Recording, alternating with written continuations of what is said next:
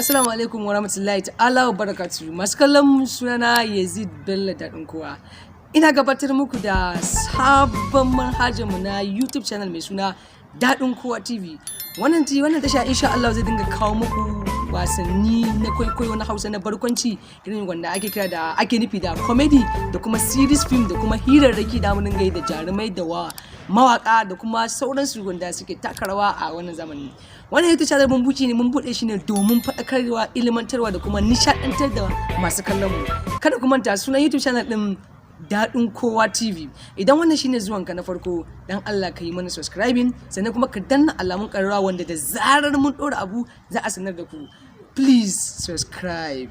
Ku yi subscribing, ku yi liking. Insha Allah za mu tabbatar da mun kawo abin da zai ilmantar da ku, ya sa ku dariya. Kai idan ma kun fara dariya ma ba zan so ku tsaya ba, dan ko mai hawan jini ma zai so a ce ya saurari duk wannan comedy din da mun kawo, domin zai sa shi dariya ya murna ya faɗakarwa.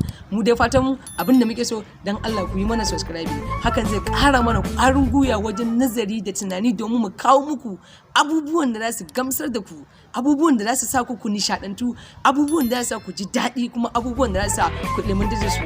Mun gode, dan Allah ku yi mana subscribing. Na gode.